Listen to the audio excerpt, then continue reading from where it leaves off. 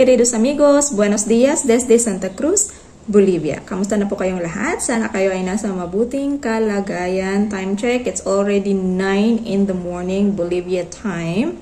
So, hello po sa inyong lahat. Good evening po sa ibang bansa. Okay, anyway, today is Friday. Finally, today is Friday. And it's a little bit fresh ngayon. Okay, hindi siya mainit. It's a little bit fresh. And kagabi, it's a little bit cold kasi spring season na. It's the start of spring season. So, we are very much happy kasi medyo bumaba yung temperatura natin dito because the past few weeks sobrang init, guys. As in talagang feeling namin summer season, hindi pa nga nagsisimula pero grabe ka-init, okay? Anyway, ngayon pala is video na naman. Nag-video na naman ako, okay? So, ano na naman, meron na naman akong mga naisip. Okay, meron na naman akong mga naisip na ano. Gusto ko lang, alam niyo yung gusto ko lang i-share din naman sa inyo. Ito na namang aking mga naiisip. Okay. Well, anyway, meron pa akong dalawang pending videos na hindi ko pa na-upload. Okay, so pasensya na, hindi pa tayo updated sa mga videos ko. Hindi ko pa na-upload sila because medyo busy yung aking buhay-buhay. Okay, so last week is meron palang family day sa school ng anak ko. Meron silang event na ginawa, and then nag-attend kami, and then Monday walang klase because of the event. Yung school ng anak ko hindi nag-held ng classes pagka Monday.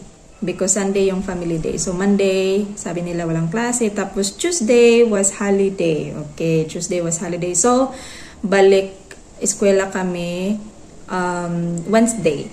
Wednesday this week. So Wednesday, Thursday, and then today is Friday. Okay, anyway, nakita ko sa TikTok yung video ni Doc Willie Ong na I guess na ikinagulat ng lahat. Yung kanyang na pinagdadaanan ngayon, yung sakit na meron siya. Sobrang biglaan at ikinagulat talaga ng lahat. I guess so. And I think everyone knows who is Doc Willie Ong. Okay. And yung isang viral video din ng isang teacher na namatay, I think that was in Davao, taga Davao yata yun, Davao City. Yung isang teacher na namatay dahil sa sama ng loob. Okay. So, I was lying down pala on the bed. And I was reflecting and meditating sa mga nakita kong mga videos, guys.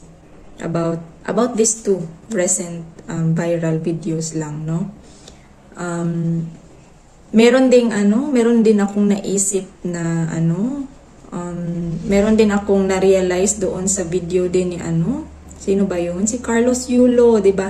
It was very very trending yung videos na meron din naman akong na-realize doon. Pero siguro sa ibang videos na yun, no? Huwag nating isali doon. Ito lang muna, itong kay Doc Willie Ong at doon sa teacher. Okay, may na-realize ako dito sa kanilang sitwasyon, dito sa nangyari sa kanila. Okay, so una is yung kay Doc Willie Ong is tungkol sa sakit niya na sarcoma. Yung sabi niya doon is saan niya nakuha. Nakuha niya daw yun sa stress. Stress siya doon sa mga bashers, doon sa mga negative comments, doon sa mga taong may masasamang sinasabi patungkol sa kanya. Sabi niya, hindi naman ako masamang tao. Wala naman akong ginawang masama. Pero, bakit may nagsasabi sa akin ng mga masasamang bagay? At doon siya na-stress. Sabi niya, stress is the #1 killer. And naniniwala ako doon sa sinabi ni Doc Willie Ong. Hindi lang dahil siya ay doktor, kaya pinaniniwalaan ko siya. But because totoo yun kasi nangyari din yun sa akin. This is based on my personal experience and personal observation. Kapag nai-stress ho ako, lumalabas ho yung mga sakit-sakit ko. Okay. Kapag na-stress ho ako, napapansin ko ho na unang-unang naapektuhan yung aking tiyan. Okay. When I get stressed, natitrigger ho yung hyperacidity ko. Hyperacidity. Meron hong tinatawag tayong stress gastritis. Okay, stress gastritis. Natitrigger ho yung hyperacidity ko, guys. Okay. So, when I get stressed, wala akong ganang kumain. I feel bloated. Naduduwal ako, nausea. Nakaka-experience ako ng nausea. Tapos, nagaano ako, manglugab ko og aslom, sa Bisaya pa. Tapos, wala akong ganang kumain. I feel full. Ganun yung feeling ko. Tapos, wala akong ganang gumawa ng bagay-bagay. Gusto kong nakahiga lang palagi. I don't feel, I cannot function. Okay. Ganun ako kapag na-stress ako. Okay. Yung partner ko, guys, kapag na-stress siya, may lumalabas na bukol dito. Sa kanyang dito. Minsan sinasabi niya sa akin, pwede mo ba akong i-massage dito? Pag ganun ko, napakalaki ng bukol niya dito. And then the next day, kapag kinakapak, walang bukol. As in, walang bukol. Okay? Tapos, kapag na-stress na naman siya, meron na namang bukol dito. Sabi ko, hindi ko kasi alam yung mga ganun. Sabi ko, anong nangyari dito? Bakit may bukol? Sabi niya, na-stress ako ngayon. Sabi niya. And totoo pala talaga yun. Okay? Totoo talaga yun. Kapag na-stress siya, lumalabas talaga yung bukol dito. Sa kabila, wala naman. Dito lang. Tapos, mawala din siya. Nawawala din. Okay? Kapag na-stress lang talaga siya, lumalabas. Tapos, another thing, kapag na-stress siya, nagtatai siya. Ganon. So, naniniwala talaga ako dun sa sinasabi ni Doc Billy na yung stress is the number one killer. Kapag nai-stress ka, lumalabas lahat ng mga sakit-sakit mo sa katawan. And nakakamatay talaga siya. Kapag palagi ka na lang stress, guys, parang madali kang mamatay. So, meron akong nabasa na if you get stressed, you have to rest. Rest. Tapos, try to go out. Try to do some walk. Do some outdoor activity. Merong mga ganong sinasabi. And then, doon din tayo sa sinasabing negative comments because of the negative comments, sumama yung loob niya. So, naniniwala ako na yung mga masasamang nararamdaman natin is talagang nakaka-apekto talaga sa ating health. Okay, yung mga negative emotions na nararamdaman natin, may masamang epekto talaga sa ating katawan. Naalala ko one time nung na-hospital ako, guys, yung last na hospital ko, sabi ng doktor sa akin, bawal ka magalit. Kasi sinabihan ng asawa ko, sabi niya, doktor, kasi hindi talaga ako naniwala. Doon sa emergency room yun, sabi ng asawa ko, Dok, di ba Dok, kapag palaging galit yung tao, Di ba sumasakit yung tiyan, nagtitrigger yung yung sakit sa tiyan, yung ganun ba? Sabi na ng doktor, oo, totoo yun. Sinabihan ako ng doktor, bawal ka magalit. Sabi niya ganun. Kasi tumawa ako, sabi ko, kayo talaga, binibiro niya talaga ako. Hindi talaga ako naniniwala, pero totoo talaga yun, guys. Kapag nagagalit ako, guys, natitrigger talaga yung gastritis ko, guys, hyperacidity, to tell you honestly. I'm telling you, this is for my personal experience. Kapag nagagalit ang isang tao, may masamang epekto sa kanyang katawan. Totoo yun. Kaya, minamanage ko na yung aking galit. Hindi na ako masyadong nagpapadala ng aking emosyon kapag nagagalit ako. Kasi, natitrigger talaga yung aking hyperacidity. Totoo yun, guys. May epekto talaga. Lahat ng mga negative emotions na nararamdaman natin, may epekto talaga sa ating katawan. Kaya dapat talaga tayo ay maingat. So, pangalawa is dun kay teacher. Yung namatay na teacher dahil sa masasamang sinasabi. Yun ay base lang sa aking nakita doon sa mga interviews, sa mga nakita kong video noon na yung sinabi doon is sumama yung loob ng teacher. Nag-scream siya doon sa CR. Siguro dahil sa sama ng loob. Siguro dahil hindi niya makaya yung mga sinasabi ng principal sa kanya, no? Mga mean words. So, meron akong na-realize sa dalawang sitwasyon na ito. Okay.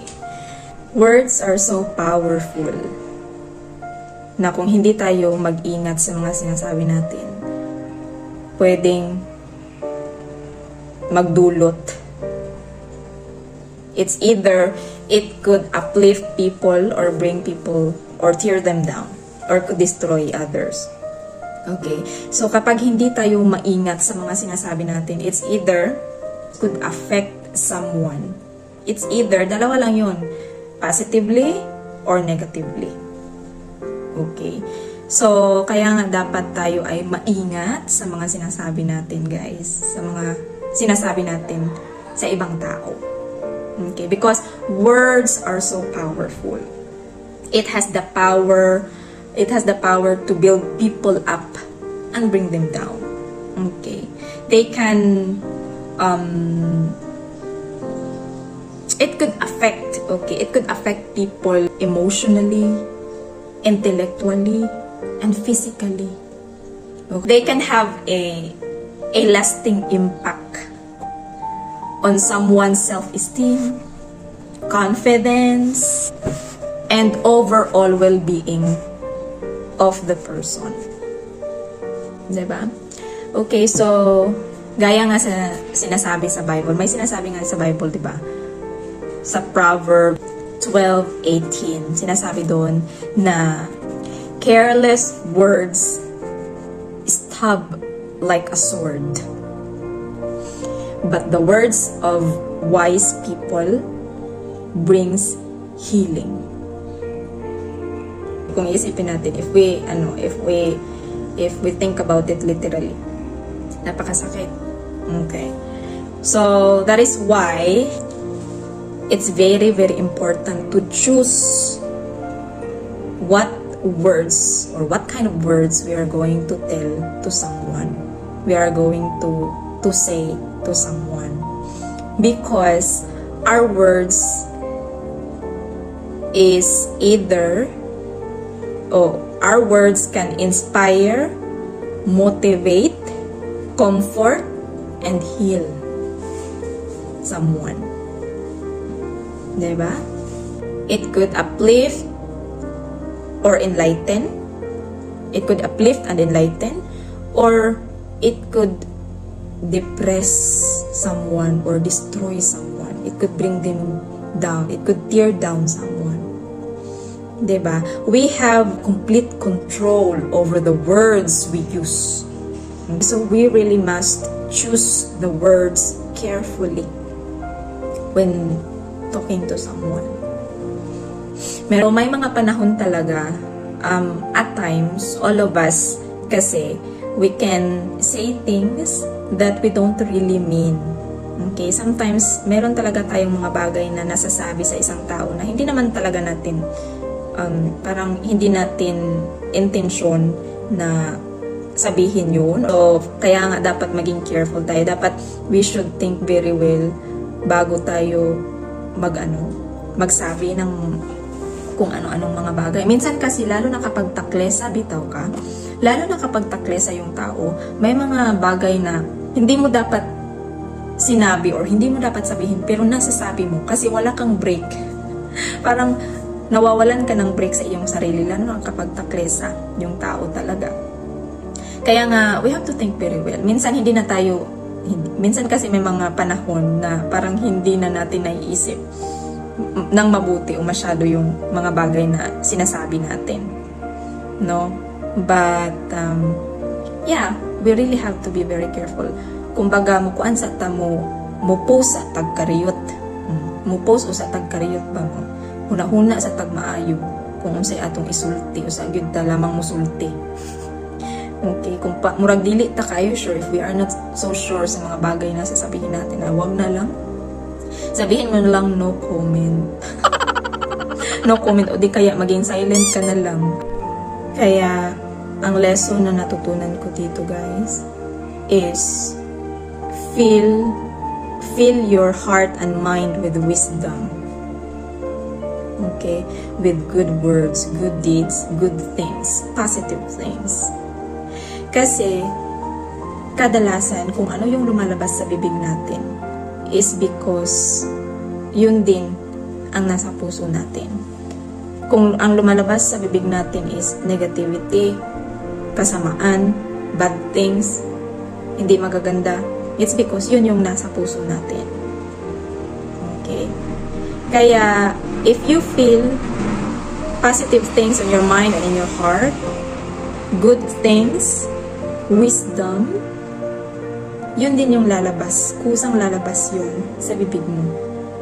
I always say this over and over again and many times, that we are imperfect people. That's why sometimes we tend to say some things or mean things to other people. No? But wisdom, if you have wisdom, you have better understanding on many things. Okay? That is why we have to fill our mind and heart with wisdom. Because with wisdom will lead you to a life of joy and peace.